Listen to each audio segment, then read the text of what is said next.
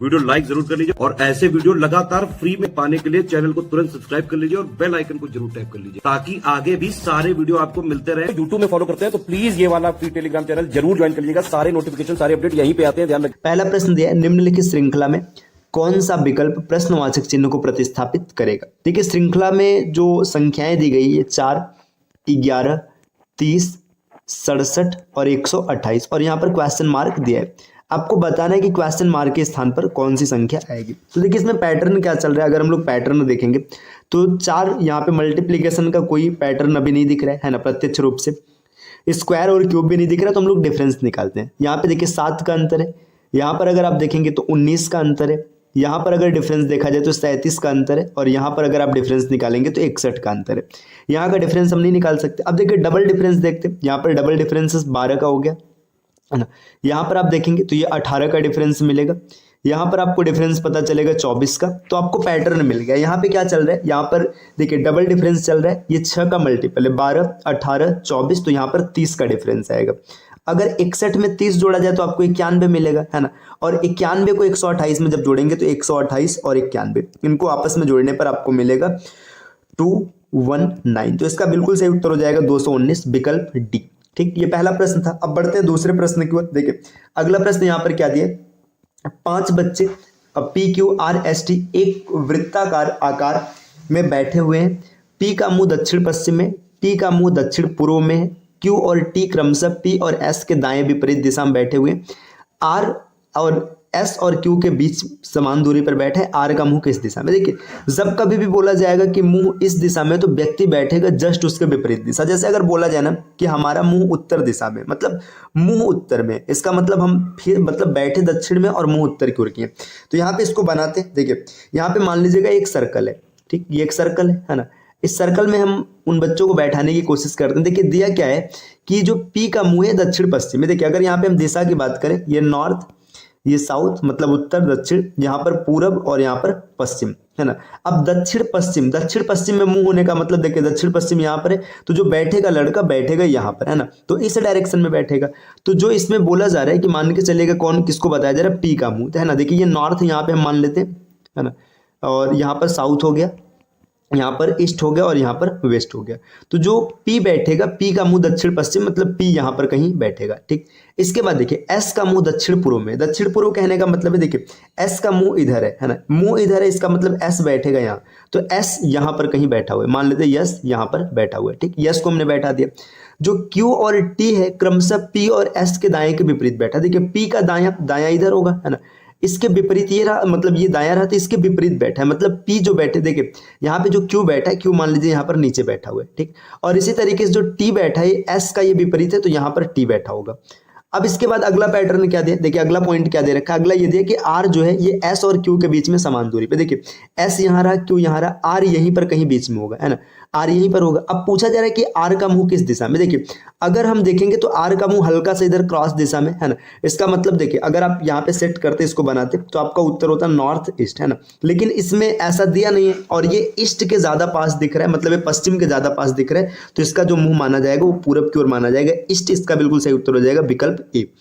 अगले प्रश्न पर आते हैं। नेक्स्ट देखिए प्रश्न संख्या 3 दिया है, यदि घड़ी का समय 3:14 हो रहा है तो जल प्रतिबिंब क्या होगा। देखिए जब कभी भी वाटर इमेज निकालना होता है तो दिए गए समय को 18:90 से माइनस करते हैं। अगर 18:90 से नहीं माइनस करने, और सॉरी माफ कीजिएगा मैं 18:90 लिख रहा हूँ, 17:90 से माइनस करते हैं। अगर 17:90 से माइनस नहीं करने तो इसको आप 18:30 से माइनस करते। देखिए 17:90 और 18:30 का मतलब क्या है, जब मिनट का दायरा 30 से आगे का दिया रहेगा तब आप 17:90 से घटाएंगे, और अगर मिनट का दायरा 30 से कम रहेगा तो 18:30 से घटाएंगे। यहाँ पर घड़ी का समय 3:14 है, मतलब 30 से कम है, तो आप घटाएंगे 18:30। 18:30 से घटाने पर आप घटाएंगे 3:14 को, तो यहाँ पर आपको मिल जाएगा 16 मिनट और यहाँ पर बच जाएगा 15, है ना। देखिए यहाँ पे जब 15:16 आ रहा है, 15:16 कहने का मतलब है 3:16, इसका बिल्कुल सही उत्तर होगा। तो इसमें सही उत्तर बन जाएगा 3:16। अब एक चीज ध्यान दीजिएगा, जब भी आप वाटर इमेज को सॉल्व करेंगे तो उसमें जैसे अगर ये 3:16 उत्तर में नहीं होता तो आप 2:16 का टिक करते, है ना। ऐसा क्यों किया जाता, वाटर इमेज जो होता है ना ये कभी एग्जैक्ट नहीं आता, ये अप्रोक्सीमेट होता है। तो इसलिए अगर आंसर मैच किया तो ठीक है, नहीं मैच करेगा तो 1 घंटा आप कम या ज्यादा कर मतलब कम करके टिक किया जाता है। तो यहाँ पे 3 16 आ रहा है, अगर ये विकल्प में नहीं होता तो आप 2 16 को उत्तर मानते। अगले प्रश्न पर आते हैं, प्रश्न संख्या 4।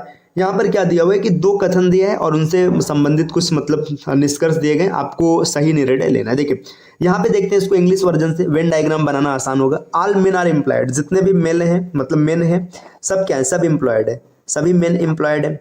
आगे क्या बोला जा रहा है कि नो एम्प्लॉयज आर स्टूडेंट, कोई भी एम्प्लॉय ऐसा नहीं कि जो स्टूडेंट है। अब कंक्लूजन क्या बोला जा रहा है, देखिए नो मेन आर एम्प्लॉयड, अब देखिए मेन तो सभी एम्प्लॉयड है तो ये कंक्लूजन गलत हो जाएगा।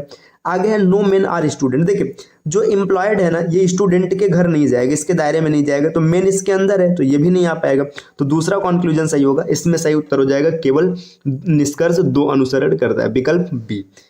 अगला प्रश्न, एक फोटो में एक व्यक्ति की ओर इशारा करते हुए एक औरत ने कहा, उसके भाई के पिता मेरे दादा के इकलौते पुत्र हैं, वह औरत उस आदमी से कैसे संबंधित है। देखिए जब कभी भी ब्लड रिलेशन का ये पॉइंटिंग फॉर्म का क्वेश्चन आएगा तो जो कहेगा उसको ना आप खुद को एज्यूम कर लेना। देखिए व्यक्ति को इशारा करके औरत कह रही, देखिए अब आप मान लीजिएगा कि आप यहाँ पर औरत है, आप क्या बोल रहे हैं, देखिए आप बोल रहे हैं उसके भाई मतलब उसके भाई के पिता, देखिए जो आदमी है उसका भाई है के पिता, मेरे दादा मतलब मेरे भी पिता हो जाएंगे, है ना, के इकलौते पुत्र हैं। समझिएगा बात को, समझिएगा क्या बोल रहे हो आप। जैसे मान लीजिए आप खुद को मान रहे हो महिला, आप बोल रहे हो कि उसके भाई मतलब एक आदमी को आप दिखा रहे हो और बोल रहे हैं कि उसका भाई है के पिता, है ना, मेरे दादा के इकलौते पुत्र है। बात समझ में आ रही है ना, मेरे दादा मतलब मेरे दादा का इकलौता पुत्र कौन होगा, मेरे पिता हो जाएंगे, है ना। तो आपसे पूछा जा रहा है कि वह औरत उस आदमी से कैसे संबंधित है। देखिए ये आदमी का पिता है और आपका भी पिता है, तो सीधी सी बात है कि वो औरत क्या हो जाएगी, उसके लिए बहन हो जाएगी और वो आदमी उसका भाई हो जाएगा। तो विकल्प डी इसका बिल्कुल सही उत्तर हो जाएगा। अगला प्रश्न देखिए यहाँ पर दिया है, एक परीक्षा में 34% विद्यार्थी अनुत्तीर्ण होते हैं गणित में, है ना, और 42% अंग्रेजी में, है ना। आप दोनों विषय में कितने अनुत्तीर्ण होते हैं, 20%। आपको बताना है कि दोनों विषय में कितने छात्र मतलब कितने परसेंट विद्यार्थी उत्तीर्ण हुए। जब कभी भी आपको वेन डायग्राम बनाना है, आप वेन डायग्राम हमेशा कॉमन टर्म का बनाएंगे। कॉमन टर्म मतलब जैसे देखिए यहाँ पर दिया 20% विद्यार्थी अनुत्तीर्ण होते हैं ना, तो आप अनुत्तीर्ण का वेन डायग्राम बनाएंगे। यहाँ पर देखिए मैथ है, मैथ का ये सर्कल है, ठीक, यहाँ पर ये एक सर्कल है इंग्लिश का, ठीक, यहाँ पर मैथ और इंग्लिश का सर्कल बन गया। अब बोला क्या जा रहा है कि जो 34% विद्यार्थी ये अंग्रेजी में फेल होते हैं, नहीं पता है ना, मतलब यहाँ पे 34 लिखेंगे तो सर्कल आ जाएगा, तो बीच में पहले कॉमन लिख लीजिए, 20% दोनों में फेल हो गए, ठीक। अब इसके बाद देखिएगा 34% किस में जा रहे हैं, गणित में जा रहे हैं। जब गणित में जा रहे हैं तो 20 तो पहले ही आ चुका है, 14 यहाँ पर और आ जाएगा, ठीक। इसके बाद 42% ऐसे हैं जो अंग्रेजी में जा रहे हैं, 20 पहले आ गया तो यहाँ पे बचेगा 22%। अब इन सबको जोड़ देंगे, यहाँ पे सबको जोड़ेंगे तो आपको पता चलेगा 56% लोग फेल हुए, तो पास कितने हो जाएंगे, टोटल 100% होंगे, तो 56 से माइनस करेंगे 44% विद्यार्थी पास होंगे, विकल्प ए। अगले प्रश्न पर आते हैं, प्रश्न संख्या 7 दिया है कि एक परीक्षा में 70% अभ्यर्थी अंग्रेजी में पास हो रहे हैं, है ना, 80% मैथ में पास हो रहे हैं। अब दोनों विषय में 10% फेल हो रहे हैं। देखिए जस्ट मैंने पीछे आपको बताया कि वेन डायग्राम आप जब भी बनाएंगे जो कॉमन टर्म होगा, देखिए दोनों विषय में फेल हो रहे हैं तो यहाँ पे वेन डायग्राम बनेगा फेल का। देखिए यहाँ पे हमने फेल का वेन डायग्राम बनाया, देखिए ये मैथ इंग्लिश पहले है, फिर दूसरे पे मैथ है, 10% दोनों में फेल हो रहे हैं, ठीक है, ये फेल का डायग्राम है, 10% दोनों में फेल हो रहे हैं। अब देखिए अंग्रेजी में ना 70% पास हो रहे हैं, तो फेल कितना होंगे, 30%, तो 10 यहाँ पे आ चुका है, तो 20% अंग्रेजी में यहाँ पर आ गया। मैथ में 80% पास हुए तो फेल कितने होंगे, 20%, है ना। अब यहाँ पर 10 आ चुका है तो 10 ही आ गया। देखिए 10, 10, 20 और 40% ऐसे लोग हैं जो फेल हो जा रहे हैं, तो पास कितने लोग होंगे, 60% लोग पास होंगे। 60% का दायरा कितना दे रखा है, 144 उम्मीदवार हैं जो पास होते हैं, तो 144 से 60% की वैल्यू 144 है, तो आपको बताना है कि कुल उम्मीदवार कितने थे। आराम से आप कर लेंगे, देखिए 100% टोटल होंगे, आप लिखेंगे 144 गुणे 60 भाग गुणे 100 और बटे 60। इसको जब हल करेंगे यहाँ पर 5 आएगा, यहाँ पर 3 आएगा, इसको काटेंगे तो 48, 48 पंचे 240, तो सभी उम्मीदवार थे 240, विकल्प सी इसका बिल्कुल सही उत्तर बन जाएगा। अगले प्रश्न पर आते हैं, प्रश्न संख्या 8। 8वें में क्या दिया है कि एक कथन के बाद 2 धारणाएं 1 और 2 दी गई हैं, तय करें कि दी गई धारणा में कौन सा कथन निहित है। ट्रेन सुबह 8 बजे की, हमें 7 बजे घर से निकलना चाहिए, पिता ने परिवार को निर्देश देते हुए कहा। यह कथन है, इसकी धारणा क्या है, ट्रेन स्टेशन पर जल्दी पहुंच सकती है। तो देखिए इससे मतलब इस कथन के अनुसार इस धारणा से कोई लेना देना नहीं है, ट्रेन जल्दी आएगी, हो सकता है हो सकता है ना है, तो ये कोई प्रबल धारणा नहीं है। दूसरा, परिवार को रेलवे स्टेशन पहुंचने में औसतन 1 घंटे का समय लगता है, ये भी कोई प्रबल धारणा नहीं है, हो सकता है उन्हें और भी कोई काम हो, है ना, तो यहाँ पर ये भी फॉलो नहीं करेगा, तो इसमें कोई भी धारणा निहित नहीं है, ना तो 1 और न ही 2। अगले प्रश्न पर आते हैं, प्रश्न संख्या 9। एक आदमी के पास कुछ मुर्गियां और कुछ गायें हैं। यदि सिरों की संख्या पैरों की संख्या का अनुपात 12:35 है तो मुर्गियों की संख्या ज्ञात कीजिए, है ना। यदि केवल सिरों की संख्या 96, देखिए एक चीज समझिएगा, ये 12 और 35 ये रेशियो दिया है ना। अब यहाँ पे बोल रहा है कि जो 12 है ना ये सिरों की संख्या, तो यहाँ पे 12 की वैल्यू दे रखा है कितना, 96, तो 1 की वैल्यू कितनी आ जाएगी, 1 की वैल्यू आ जाएगी 8। देखिए यहाँ से क्लियर हो रहा है कि जो हेड है मतलब जो सिरों की संख्या है, हेड की संख्या कितनी है 96, और जो पैर है मतलब पैरों की संख्या है ना, यहाँ पे अगर हम लोग बात करेंगे जो लेग्स है या फिर आप फिट बोल लीजिए, है ना, जो पैरों की संख्या है, पैरों की संख्या हो जाएगी कितने, यहाँ पे 8 से मल्टीप्लाई कराएंगे 35 में तो आपको पता चलेगा 240। ठीक, अब यहाँ पर आपको क्या करना है, देखिए एक जानवर के पास एक सिर होगा और एक जानवर के पास पैर की संख्या अलग अलग हो जाएगी। देखिए हम मानते हैं x + y, यहाँ पे सिरों की संख्या है 96। अब मान लेते हैं मुर्गी के पास 2 पैर है और गाय के पास 4 पैर। अब इसको देखेंगे तो 280 यहाँ पे, इसको कैलकुलेट करेंगे तो आपको x की वैल्यू मिलेगी 52, 56 और y की वैल्यू मिलेगी 44। तो इसको आप कैलकुलेट करके चेक कर सकते हैं, इसका बिल्कुल सही उत्तर आएगा 56। तो उस व्यक्ति के पास जो मतलब मुर्गियों की संख्या वो 56 है ना। या तो हो सकता है ये अप डाउन है, आप कैलकुलेट कर लीजिएगा, ठीक है, इसमें चीजें अप डाउन भी आ सकती है ना। अगर इसको इस हिसाब रुके थोड़ा सा, अगर यहाँ पर कैलकुलेशन किया जाए तो फिर क्या स्टेटस बनेगा, रुके यहाँ पर अगर इसको देखेंगे तो कट जाएगा 192, 88, है ना, ये ट्रायंगल का बन रहा है ना।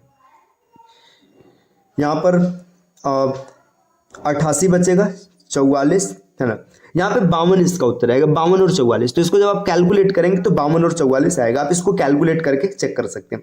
बढ़ते हैं अगले प्रश्न पर, प्रश्न संख्या 10।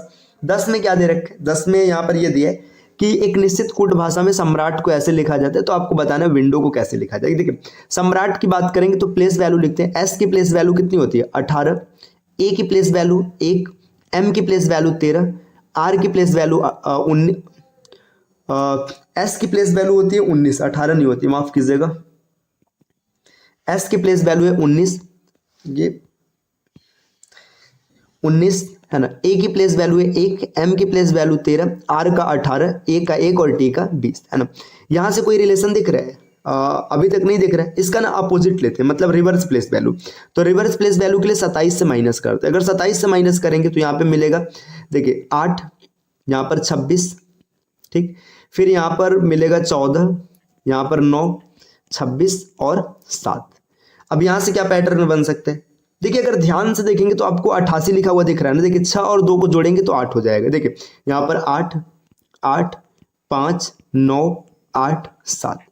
अभी पैटर्न मैच नहीं कर रहा है, देखिए 88, ठीक है, देखिए यहाँ पे ये चल रहा है, 8 को यहाँ रखा गया, 8 को यहाँ रखा गया 88, 9 को यहाँ रखा गया, 5 को यहाँ रखा गया, 7 को यहाँ रखा गया, 8 को यहाँ रखा गया। वाव, गजब, एकदम वाव क्वेश्चन है ना, दिमाग खुश कर देगा। देखिए यहाँ पे किया क्या गया, पहले ना रिवर्स प्लेस वैल्यू लिया गया, रिवर्स प्लेस वैल्यू, फिर उसका सम किया गया और सम को ना क्रॉस रखा गया। तो इस तरीके से अगर हम विंडो के कोड को निकालेंगे, देखिए विंडो में W की प्लेस वैल्यू 23 होती तो रिवर्स में लेंगे 4, I की प्लेस वैल्यू 9 होती तो रिवर्स लिखेंगे 18, N की प्लेस वैल्यू 14 होती तो रिवर्स लिखेंगे 13, है ना, D की प्लेस वैल्यू 4 है तो रिवर्स में लिखेंगे 23, O की प्लेस वैल्यू है 15 तो रिवर्स में लिखेंगे 12 और W के लिए कितना लिखेंगे 4। ठीक, अब इसको जोड़ेंगे, देखिए 4, 9, 4, 5, 3 और 4। अब इसको क्रॉस में सेट करेंगे, देखिए यहाँ पे 94 है ना, यहाँ पर 54 है ना, और यहाँ पर 343 है ना। देखिए इसका सही उत्तर हो जाएगा 94, 54, 43। गजब का क्वेश्चन, एकदम वाव क्वेश्चन है, दिमाग खुश कर देगा, है ना। तो इसका बिल्कुल सही उत्तर हो जाएगा विकल्प डी।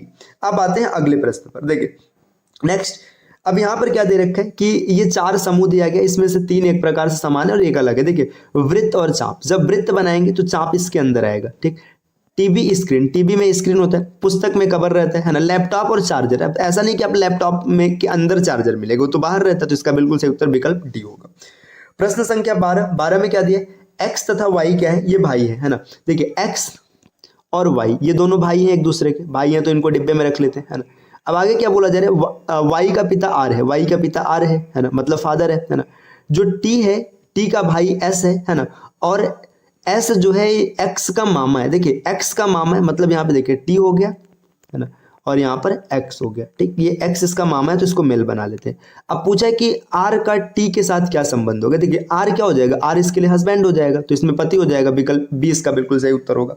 नेक्स्ट प्रश्न संख्या 13 में क्या बताना है आपको, मिसिंग नंबर बताना है। देखिए 4, 2 और 1 से 21 बनाए, 3, 5, 3 और 8 से 98 बनाए, 6, 7 और 3 से क्या बनेगा, 4 चौका 16, 2 दूना 4 और 1 1 का 1 है ना, स्क्वायर करके जोड़ा गया। यहाँ पे देखिए 25, 9, 25, 9 34, 34 और 64 ये भी स्क्वायर करके जोड़ा गया। तो इसी तरीके से 6 का 36, 7 7 49 और 3 3 का 9। ठीक, 9 9 18, 8 से 14 यूनिट डिजिट 4 है, तो विकल्प ए इसका बिल्कुल सही उत्तर बनेगा। प्रश्न संख्या 14, इसमें आपको क्या बताना है, इसमें आपको त्रिभुजों की संख्या बताना है। देखिए अब त्रिभुजों की संख्या निकालना है तो आप कैसे कैलकुलेट करेंगे। आप इसमें देखिए अगर ध्यान से देखेंगे तो यहाँ पर ये इस वर्ग को देखेगा, वर्ग को अगर देखेंगे तो वर्ग यहाँ पर बटा है 1 2 3 4 5 6 भागों में बटा है, तो इसमें 12 त्रिभुज हो जाएंगे, है ना। इसके बाद इस आकृति को देखना, यहाँ पर ये जो बना है देखिए 3 त्रिभुज यहाँ पर मिलेंगे, ऐसे 3 आपको यहाँ पर मिलेंगे, है ना, 6 हो गया, 3 यहाँ पर मिलेंगे 9 होंगे और 3 यहाँ पर मिलेंगे 12, तो 12 इसमें एक्स्ट्रा और मिल गया। अब इसके बाद देखिए नया त्रिभुज कहाँ पर बन रहा है, जब सबको एक साथ मिक्स करेंगे ना तो क्या होगा, देखिए यहाँ पर ये एक त्रिभुज अलग दिखेगा, ये दूसरा दिखेगा, 2 हो गया, यहाँ पर तीसरा और यहाँ पर चौथा, 4 त्रिभुज हो गया। इसके बाद 2 आपको ये बड़ा वाला त्रिभुज दिखेगा, देखिए 4 तो यहाँ से मिल चुका है ना। इसके बाद एक ये पूरा ये बड़ा वाला 1 और 1 यहाँ पर 2 है ना, तो इसमें 6 एक्स्ट्रा लिखेंगे, तो 24 और 36 इसमें सही उत्तर होगा 30। यहाँ पे विकल्प में त्रुटि है ना, इसमें कुल त्रिभुजों की संख्या हो जाएगी 30। ठीक, चलिए आते हैं अगले प्रश्न पर। प्रश्न संख्या 15, एक आदमी की तस्वीर की ओर संकेत करते हुए संजय ने कहा, इसकी माँ मेरे पिता के पुत्र की पत्नी है और मेरी न तो कोई भाभी और न ही कोई बहन है, तो यह तस्वीर संजय के किस संबंधी की है। तो इस प्रश्न का उत्तर आपको कमेंट करना है ना, और इस प्रकार के वीडियोस आपको लगातार मिलते रहेंगे। बस इसके लिए आपको क्या करना है, सी सेट प्रिपरेशन के इस यूट्यूब चैनल को सब्सक्राइब करना है।